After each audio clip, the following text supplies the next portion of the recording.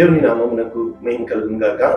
ప్రభునందు ప్రియులరా, మన ప్రభువు రక్షకుడునైన క్రీస్తు యేసు పరిశుద్ధ నామములో మీ అందరికీ శుభములు. 29వ తేదీ ఆగస్టు మాసము 2026 సంవత్సరం. ఇంకొక దినము మన జీవితంలో దేవుడు అనుగ్రహించున్నాడు. గొప్ప మేలులు వాగ్దానములు చేయడానికి ఇష్టపడుతున్న దేవుడు మన జీవితంలో ఆయన అనుక్షణము కూడా తన ఉనికిని చాటుకోవడానికి ఇష్టపడుతూ ఉంటాడు. దేవుడు ఉన్నాడు అని ఎలా చెప్పగలము? మనందరికీ తెలుసు.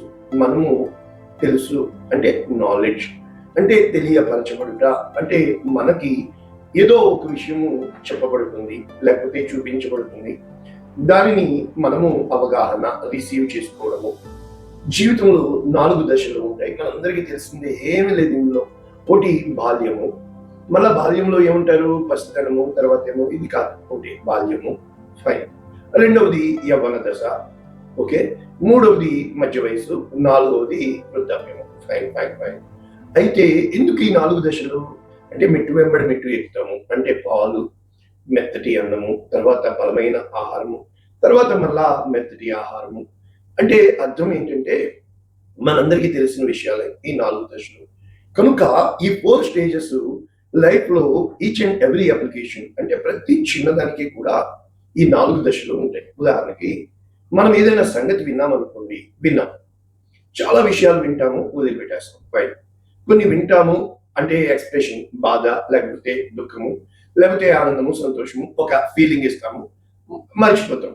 కానీ కొన్ని అలా కాదు, వింటాం, ఆలోచిస్తాం, ఏంటి ఇది నిజమేనా అంటే మొట్టమొదట విన్నది వదిలిపెట్టేయడము, రెండవది ఏదో ఫీలింగ్ వస్తుంది, మూడవది ఆలోచిస్తాం.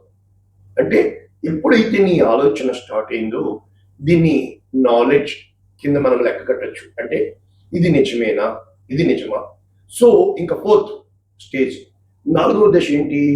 దాని మీద యాక్ట్ చేయడానికి ఇష్టపడతాం. అంటే నీవు ఏ సంగతి అయితే విన్నావో అది నిజమా కాదా అని ఆలోచించినప్పటికీ నీవు ఒక అడుగు ముందుకు వేయడం, ఏ స్టెప్ ఫార్వర్డ్. అంటే ఒక అడుగు ముందుకు వేస్తే తప్ప నీకు తెలియపరచబడిన విషయంలో నీవు ముందుకు వెళ్ళలేవు.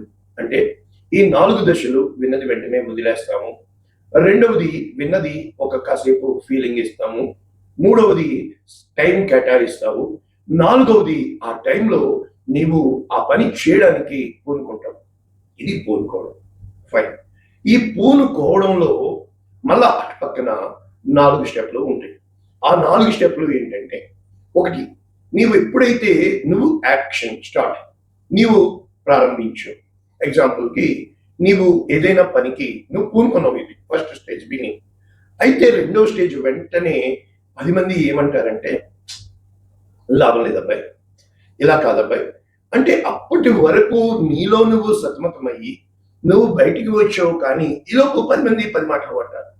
ఎప్పుడైతే నువ్వు కార్యానికి పూనుకున్నావో ఆ 10 మంది మాటలు ఎక్కువైపోతా ఉంటాయి. అదే సో చాలా సార్లు మనం 2వ స్టేజ్ లో ఆగిపోతూ ఉంటాం. ఆ 10 మంది మాటలు మనకి మేజర్ అయిపోతూ ఉంటాయి, ఆగిపోతాం. ఇక 3వ మాట, అదే ద 3rd స్టేజ్ ఏంటి అంటే, ఖచ్చితంగా ఎట్టి పరిస్థితుల్లో ఎవ్వరు ఏమి అన్నా కూడా నేను ఇది చెయ్యాలి అనుకున్నాను, నేను ఈ పనికి పూనుకున్నాను కనుక ఒకరి మాటను బట్టి కాకుండా ఖచ్చితముగా దాని పర్యవసానము, consequences I will face it. అంటే ఎప్పుడైతే నీలో ఆ ధైర్యం వస్తుందో, ఎప్పుడైతే నీవు ప్లాన్ చేసుకుంది, నువ్వు వినినిది, అంటే 3 కదా ఆల్రెడీ విన్నావు, రెండవది ప్లాన్ చేసావు, మూడవది అది ప్లాట్ లో పెట్టావు. ఎప్పుడైతే నువ్వు స్టార్ట్ చేసావో ఈ 10 మంది వచ్చినప్పటికీ నువ్వు ధైర్యం పూనుకొని ముందుకు వెళ్ళావో, ఇప్పుడు 4th స్టేజ్, అటుపక్క నుంచి రెస్పాన్స్ వస్తుంది. అంటే either result, anything may come. So ఆ రిజల్ట్ ని మనము తిరిగి ఈ 10 మంది మనుషులే చూడు అంటే అర్థం ఏంటంటే, మనము ప్రారంభించిన తర్వాత కూడా మనుషులు ఉంటారు, మనుషులు మన చుట్టూ ఉంటూ ఉంటారు. కానీ మనం చేయాలి అనుకున్నది సంకల్పము, అది దృఢ నిశ్చయం అయితే తప్ప, అది నువ్వు స్వతహాగా నీ అంతటి నీవు నిర్ణయం తీసుకొని ముందుకు వెళ్తే తప్ప ఏ కార్యము కూడా నువ్వు చేయలేవు. దీన్ని కార్య దీక్షత అంటారు. అంటే ఒక దీక్ష, అంటే ఒక యజ్ఞము, అంటే ఒక యాగము, అంటే ఒక సమర్పణ, అంటే ఒక అంకిత భావము, అంటే ఒక కేంద్రీకృతము, అంటే ఫోకస్, అంటే you are the life values of principles, అంటే నీ జీవితానికి విలువలు నీవు ఎంచుకున్న నిర్ణయాలు. కాబట్టి ఈరోజు అటువంటి వాక్యము, వాగ్దానము, అద్భుతమైన వాక్యము. ఆయన నిన్ను పిలుచుచున్నాడు, ధైర్యము తెచ్చుకునము. ఆయన నిన్ను పిలుచుచున్నాడు, ధైర్యము తెచ్చుకునము. మార్కు సువార్త 10వ అధ్యాయము 49వ వచనం. ఇక్కడ ఏమని ఉందంటే, అప్పుడు యేసు నిలిచి వానిని పిలువుడని చెప్పగా, నిలిచి, యేసయ్య నిలిచి వానిని పిలువుడి అని చెప్పగా, వారు ఆ గుడ్డి వానిని పిలిచి ధైర్యము తెచ్చుకునము, ఆయన నిన్ను పిలుచుచున్నాడు, లెమ్మని వానితో చెప్పి. చూసా, లేగు, అరైజ్, లెమ్మని వానితో చెప్పారు. ఇంగ్లీష్లో న్యూ ఇంటర్నేషనల్ వర్షన్ ఈ విధంగా ఉంది. Mark chapter 10 verses 49. Jesus stopped and said, యేసయ్య ఆగిపోయాడు. సాగిపోయే యేసయ్య ఆగిపోవడానికి సిద్ధంగా ఉన్నాడు.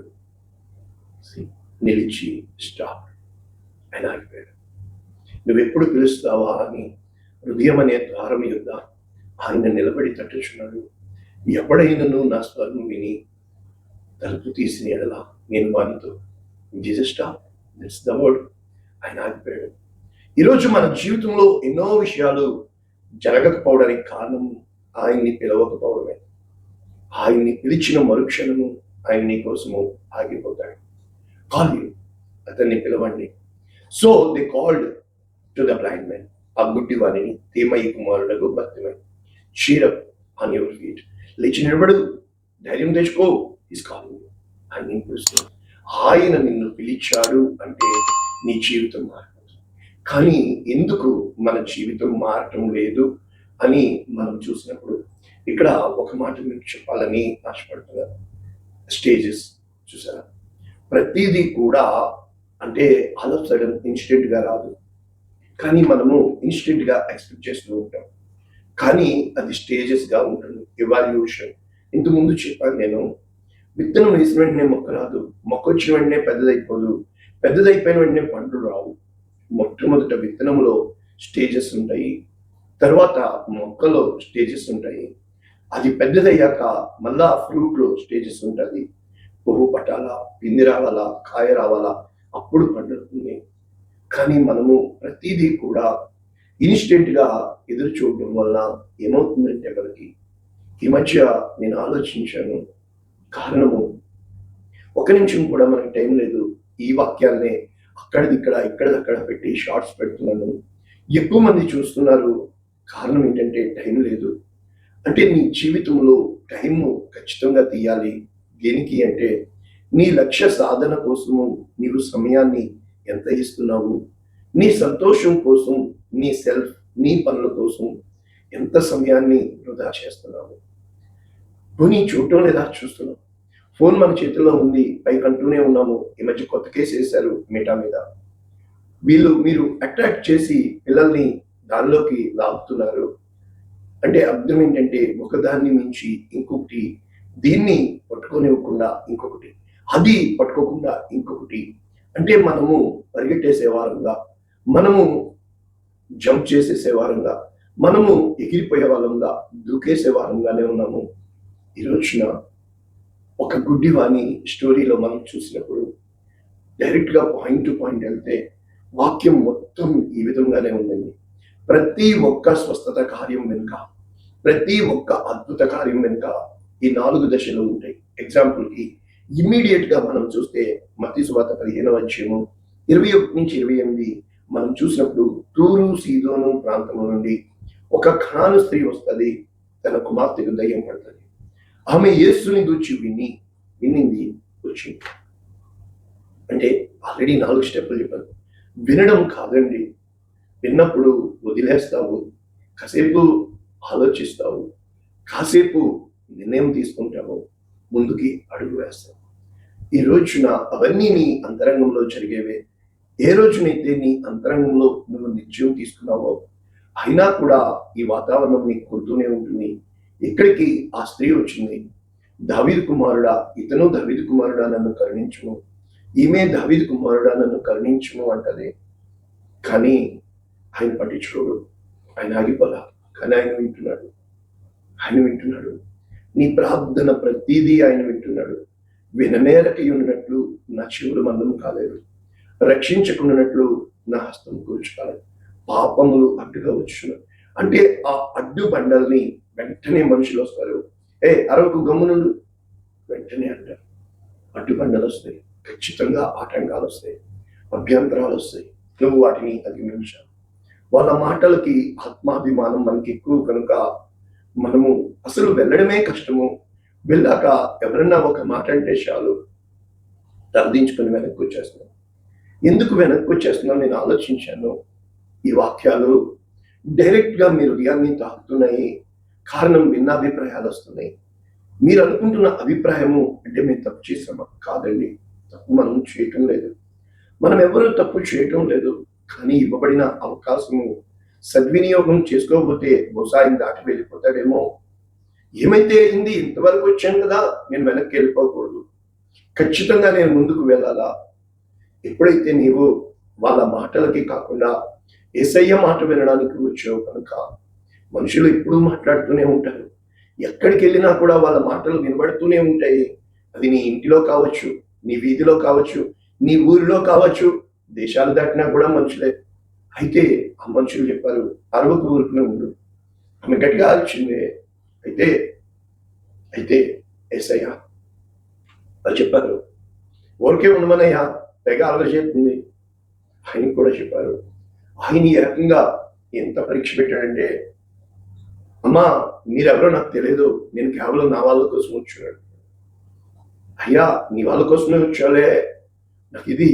అయితే అమ్మా నేను బల్ల మీద ఉన్న మొక్కలు ఒక పిల్లలకు పెట్టలేనంటే, అయ్యా పడితే చాలయ్యా. అమ్మా నీ విశ్వాసం అంటే పరీక్ష పెట్టకుండా అద్భుతం ఎందుకు జరగదు అంటే, నీకు ఏది కావాలో 4 స్టేజ్లు. మొట్టమొదట నువ్వు విన్నావు కదా, చాలా వింటూ ఉంటాం మనం డేటా, కానీ అందులో ఏది పనికిరాదు మనకి. కనుక ఎక్కువ సమయము వినడానికే సరిపోతుంది.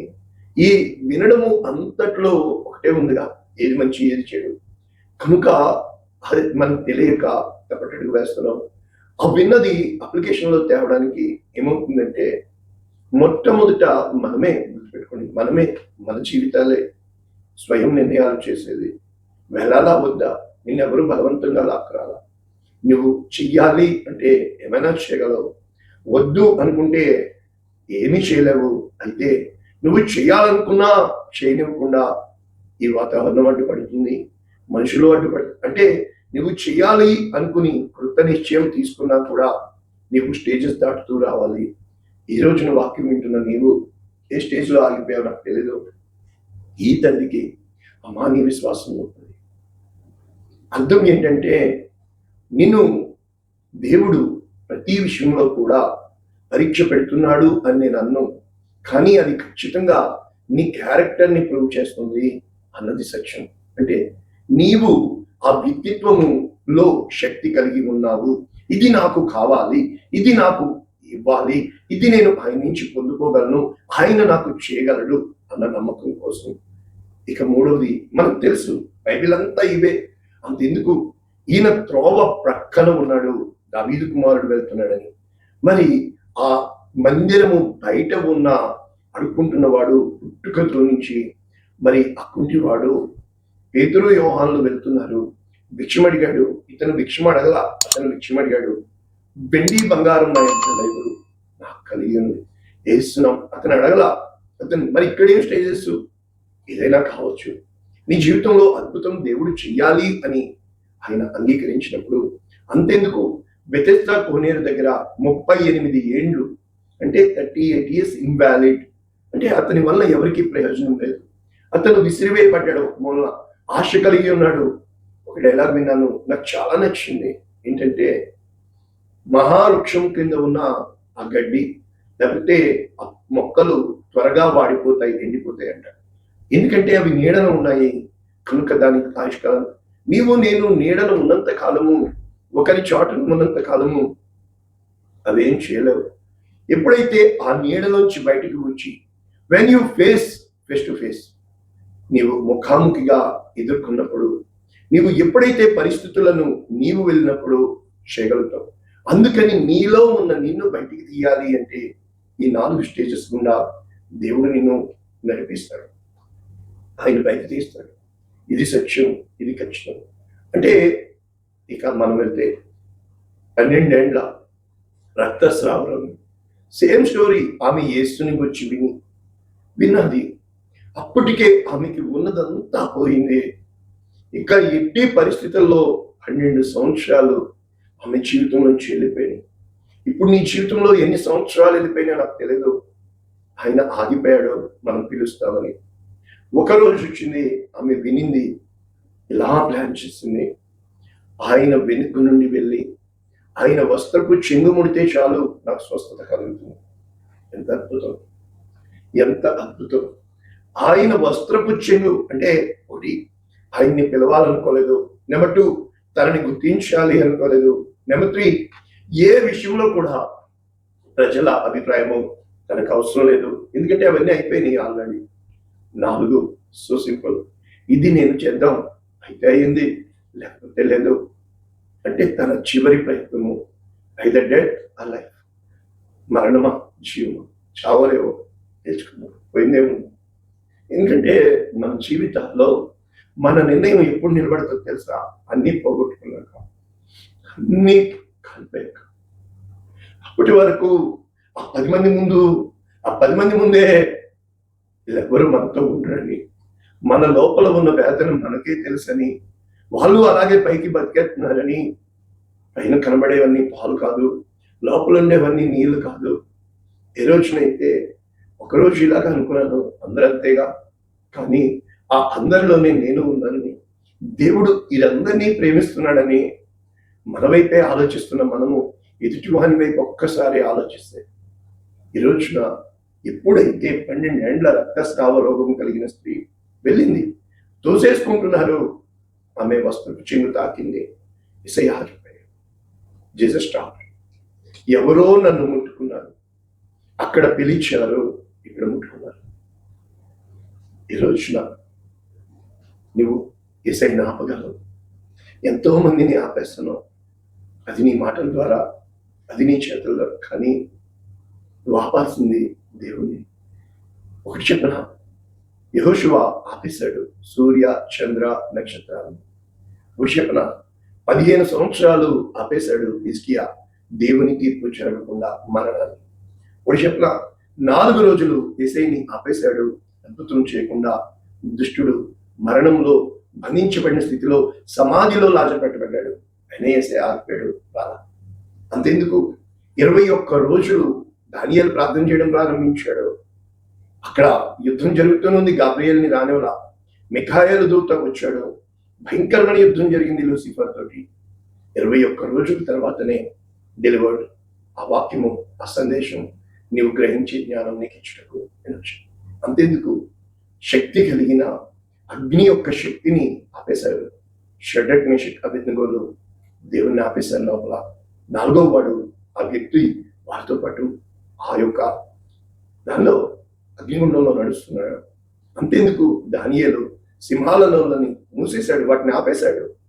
అంతెందుకు, దేవుని సన్నిధి ఆ మరణం రాకుండా దానియేలు ఆప్ చేశాడు. ఈ రోజున నువ్వు ఆయన్ని ఆపగలవు. ఇక్కడ దావీదు కుమారుడా నన్ను దాటిపోకు ఎంతో మంది ఎన్నో అన్నారు, ఆయన ఆపాడు. సరే పిలవండి, ఆయన గురించి. మనుషులు మారిపోతారు. ఆ రోజేమో ఇలా అన్నారు, ఈ రోజేమో ఇలా అంటారు. వాళ్ళు ఎలా అన్నారు? ఆకాశం నాది, భూమి నాది, భూమి దాని నివాసులు నా వాళ్ళు, ఆయన నేను పిలుస్తున్నాడు. ఇక్కడ మళ్ళా 4 స్టేజ్ ఆయన పిలిచాడు. ఎవరు నువ్వు, ఏం కావాలి నీకు? నేను గుడ్డివాడిని, చూడాలనుకుంటున్నా. అంటే ఆర్ యూ ప్రిపేర్డ్? నువ్వు సిద్ధంగా ఉన్నావా? దేవుని ఆయన పిలుస్తున్నాడు అట్ ఎనీ టైం. కాదండి, ప్రతి అర్ధరాత్రి ఆయన నీ అంతరంగమును, అంతరాత్మను ఆయన పరిశోధిస్తున్నాడు. ఆయన నిన్ను జల్లెడ వేస్తున్నాడు. ఆయన నీ సమీపంగా ఉన్నాడు. ఆయన నిన్ను పిలుస్తున్నాడు. ఏమని తెలుసా? నీకేం కావాలో కాదండి, ఆయన ఏమి చేయాలని నీ జీవితంలో రాసి పెట్టాడో అది చేయడానికి ఆయన ఆతృతతో ఎదురు చూస్తున్నాడు. కాదు, ఆయన్ని పిలవాలని, ఆయన యందు లక్ష్యం ఉంచాలని, ఆయన మాత్రమే నీ కార్యము చేయాలని నీ కథ మార్చాడు. ఈ రోజునైతే మనం పనిచేస్తున్న ఈ లోకంలో మనము పని చేపిస్తున్న మన సెన్సెస్ ని, ఆ మధ్యలో ఆబ్జెక్టివ్ విక్టిము అన్నీ మనమే. అటు లోకంలో కానీ ఇటు లోకంలో కానీ, అంటే ఈ ఊహాలోకంలో అటు ప్రత్యక్ష లోకంలో కానీ, పరలోకంలో నుండి తొంగి చూస్తున్న దేవునికి ప్రార్థన చేద్దాం. పరిశుద్ధుడా, మితమైన ఈ వాక్యము అనేక మందికి ఆశీర్వాదం, వీరి హృదయాలకు హత్తుకునేలా కనీసం ఈ విధముగా అన్న ఎడ్యుకేట్ అవ్వడానికి నైనా, వీరు బాధ్యత కలిగి ఆలోచించడానికి, ఎవ్వరిని విడిచిపెట్టమని, ఆ విడవబడిన దానికోసం 99 మందిని విడిచిపెట్టి ఒంటరిదైన కోసం వచ్చే దేవుడని, ఒక జక్కయ్య కోసం ఆగిపోయేవాడిని యేసు నామములో దీవించి సమాధానం పొందుతున్నాను. ఆమేన్. God bless you all. దేవుడు మిమ్మల్ని